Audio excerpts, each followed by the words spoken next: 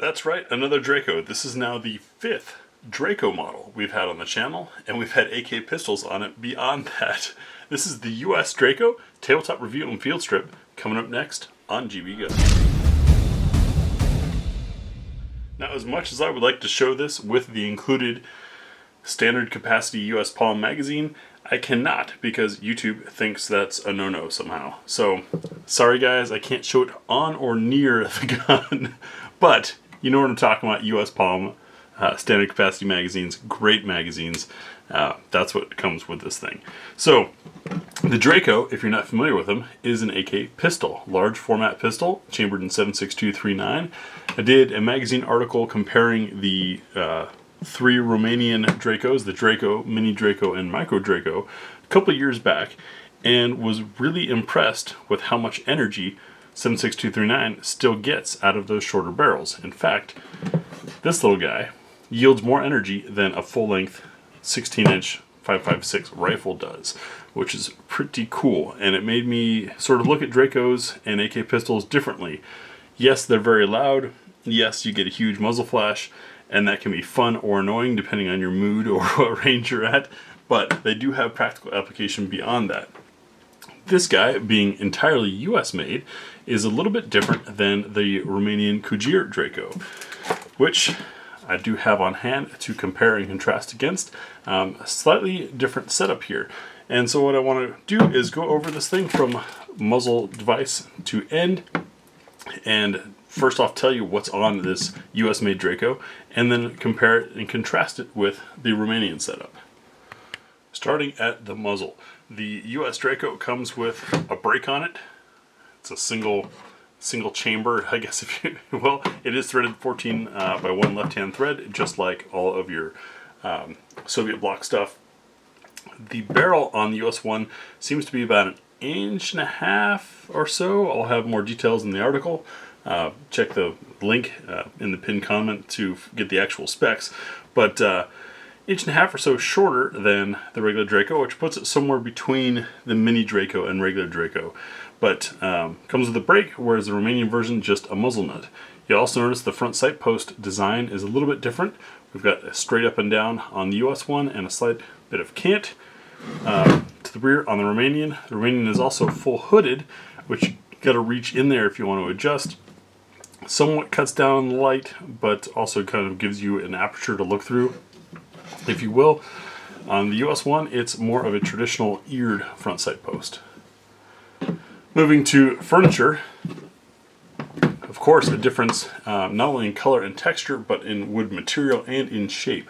They both run the standard AK length furniture, which is great. That means there's a huge aftermarket out there if you want to swap things out however you'd like to. But you notice that this US one with US wood also has the palm swell to it. I'm hoping the lighting will pick up on it, but you can see it's a little bit wider down here. I find that very comfortable, and I love that design. The Romanian Draco is a slab side or flat side, if you will. Looking at our sights in the back, we've got basically standard AK sights on the US model. The Romanian Draco has it shortened down to 500 meters. Still a bit optimistic to be able to aim with irons with this short of a gun, but whatever. I mean, I don't think anybody ever takes their stuff off of the P or Field 0, which is 35 meter, with these things. As far as construction, they both use a full-length AK receiver, and if you want to take a look at rivets for our rivet snobs out there, I'll bring you in close and roll to the side. You can see we've got no daylight coming through there, and in the back here, these are nicely done. When I visited the Century factory a couple years back and saw how they did this after they changed things, and yes, there is a lot of internet hate out there about Century AKs. To address that briefly, if you find a claim of someone having a bad experience, check the date of that claim and ask them if it's their experience or one they're echoing. I say that because the early ones were problematic, and Century admitted that, figured out what was going on, and made improvements. When I went and visited them, it was post-improvement, and I saw them using all kinds of brilliant gauging techniques to make sure that head spacing and tensions and pressures and all that were remaining consistent throughout the day. It was the most precise way, because I mean, let's be honest, AKs are more of a craft than an assembly.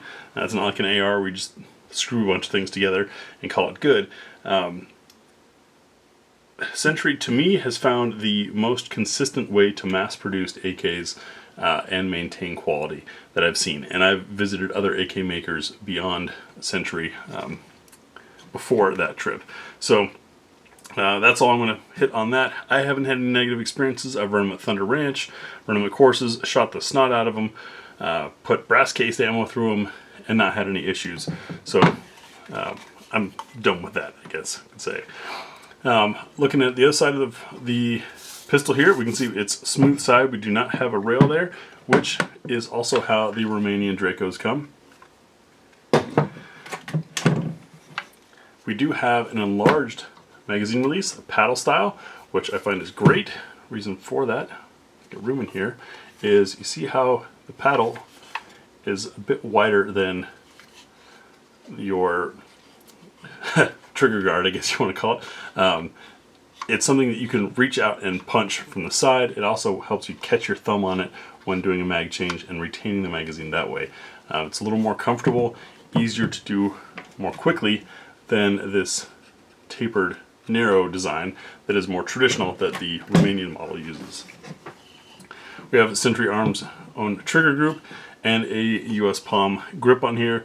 I like these grips. For something with as short of a length of pole as an AK pistol, I might swap to something a little straighter, but these are nice grips to have.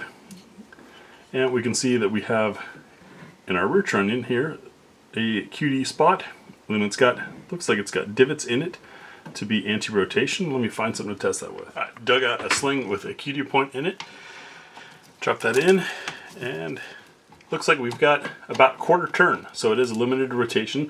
It's nice to have some rotation on there because as you shoot from different positions, this can help a lot with comfort. When they have full free spin, that's when it gets problematic. I'm sure you guys have all dealt with that with slings, where it just kind of slowly twists over time, and before you know it, your sling is tight, short, and a big ratty mess. So cool touch there. I also appreciate that this remains flush on the back end, so if you want to use one of the braces that butts up against the back of the receiver, it should not be a problem with the US Draco. Next, we'll open this up, do a field strip, and take a look inside the gun. One more little bit in case you guys didn't see it, but it should be readily apparent. This is a bolt hold open safety lever, which lets pull back and use that to hold the bolt open. I find this great to help a gun cool off, or at ranges that require you to show clear or leave guns locked open, etc. It was always a pain in the butt with AKs that don't have that feature to shove a casing in there or something, and then of course people see brass near a chamber and they get nervous anyways. You know how range rules go. Does it let you drop? Oh yes it does. Nice. Alright, let's field strip this thing. Now this should field strip like any other AK in that we're going to push in on this button while we lift the dust cover up and off. And obviously you notice it's a smooth dust cover. Some people prefer them smooth, some like them railed or ribbed. Up to you, but they are something you can change out. Just keep in mind that dust covers are generally fit to a gun, so it might require a little bit of adjustments. Once we get the dust cover off, we're going to push forward on that recoil assembly again and pull out. And then bringing our bolt carrier to the rear to these notches here is what's going to allow it to escape. There we go. And you can see our piston setup. Now, as far as materials and construction type, all that kind of stuff, that's once again going to be in the article. I try not to waste my time or yours reading stuff that, well, you can read elsewhere. Taking a look inside, we've got a standard AK trigger setup,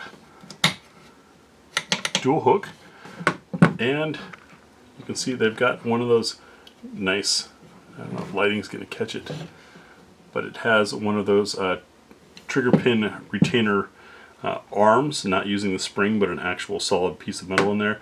That's great to help keep things from walking out on you.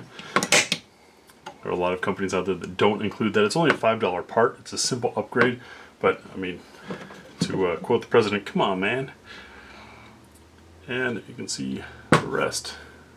If we get focus here, of the way this everything looks basically standard AK. If you ever want to remove your gas tube, for example, to change out that top handguard, this lever has to come up. Sometimes it can be tough, like this one is.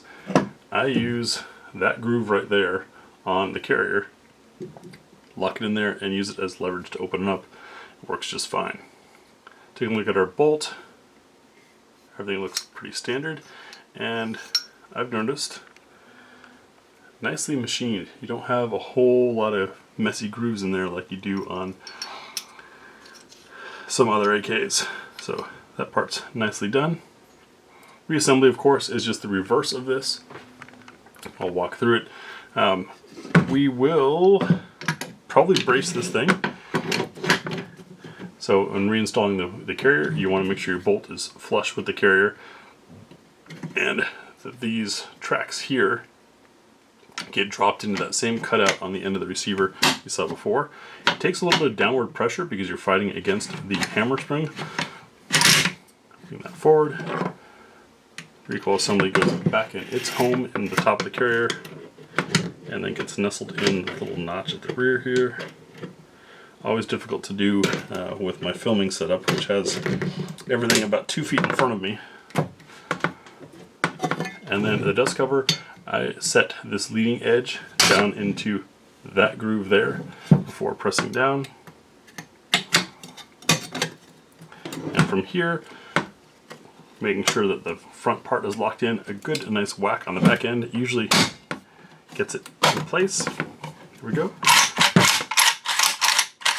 You know, that's nice. I just noticed in racking this that we don't have any of that hang up. Sometimes the carrier will get kind of hung on the hammer. I'm not really feeling it, so pretty smooth.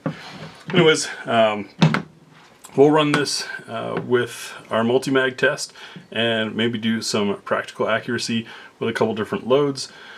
Also, I think we should probably chrono this again for those of you who didn't read the Draco article that I did a couple years back, because it really is impressive the amount of energy that 7.6239 can get out of such a short barrel. I also think it's very cool that we now have a fully US made Draco, and that it comes with a different set of features than the classic Romanian one. Thanks for watching, guys, and we'll see you on the range.